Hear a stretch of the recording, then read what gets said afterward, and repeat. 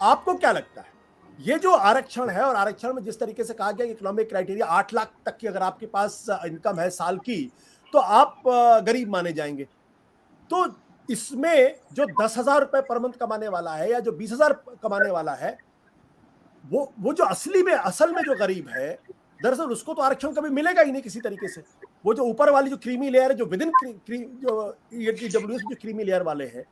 सब कुछ तो वही लेके जाएंगे। तो जो पहले 27% में जिस क्रीमी लेयर की बात की गई थी, ये तो उसका ही उल्लंघन एक तरीके से दिखाई पड़ रहा है। बिल्कुल आशुतोष जी, बिल्कुल सही आपने ये जो सवाल उठाया और ये जो कंसर्न है, ये बिल्कुल सही है कि अगर 8 लाख रुपए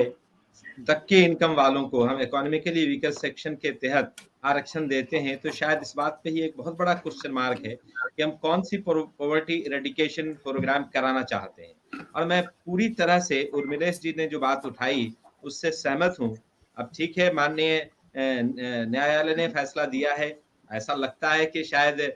आने वाले दिनों में कोई बड़ा बेंच इसकी फिर से समीक्षा करेगा। लेकिन ये जो फैसला इकोनॉमी की वीकर सेक्शन का अप टू 8 लाख इनकम के लिए गवर्नमेंट ने सबसे पहले पार्लियामेंट में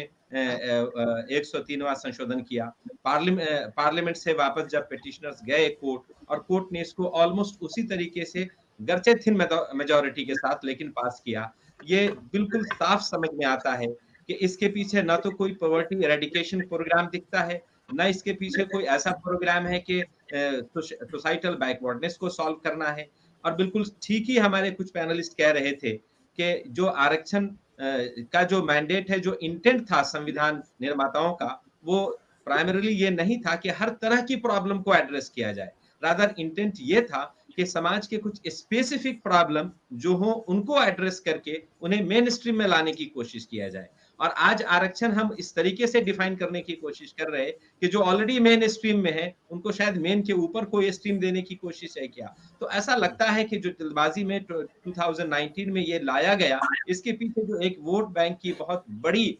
कंसर्न था, उस कंसर्न को जिस तरीके से गवर्नमेंट ने इम्प्लीमेंट किया, उसको उसी तरीके से हम आगे बढ़ रहे हैं। और ठीक ही कुछ को पैनलिस्ट कह रहे थे कि जैसे ही वो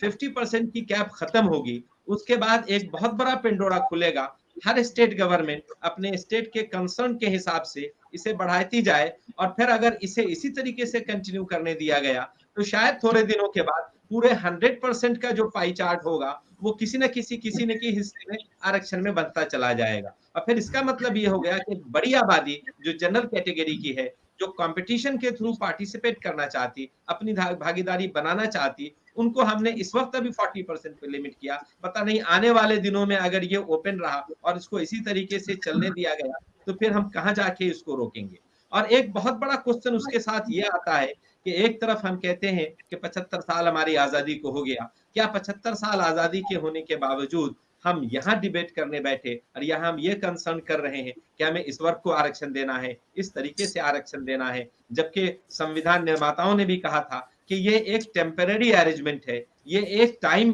फॉर स्पेसिफिक टाइम अरेंजमेंट है, एंड ये विश किया जा रहा कि कुछ टाइम के बाद शायद आरक्षण देने की जरूरत न पड़े। इसे इसे ठीक करने के बजाय अगर गवर्नमेंट को ऐसा कंसर्न है कि इकोनॉमिकली वीकर सेक्शन के लिए आरक्षण लाना जरूरी है, तो आरक्षण के बजाय उन्हें हम एजुकेशन के तहत, उन्हें एम्पावरमेंट के तहत हम उन्हें मेन स्ट्रीम में इस तरीके से इकोनॉमिकली समर्थ बनाएं कि वो आरक्षण की जरूरत न पड़े। तो एक बहुत बड़ा पेंडोरा बॉक्स खुल गया है। ये बिल्कुल ठीक है कि हम माननीय अदालत का सम्मान करते हैं, लेकिन जैसे संजय हेगड़े साहब ने बताया कि बहुत ही थिन मेजॉरिटी के साथ ये डिसीजन लिया गया। ये शायद ज्यादा अच्छा होता कि इसे किसी बड़ी बेंच को भेज दिया जाता, पर मुझे ऐसा लगता है, मैं आशावादी हूँ, और मुझे ऐसा लगता है कि आने वाले दिनों में लोग वोट बैंक से ऊपर उठ के या तो पार्लियामेंट या कोर्ट इसको फिर से समीक्षा करें और देखें कि इसके लिए समाज में समानता लाने के जो और पैरामीटर्स हैं उनको क्यों नहीं चलाया जाए और उन पैरामीटर्स को क्यों नहीं इंप्लीमेंट किया जाए। ये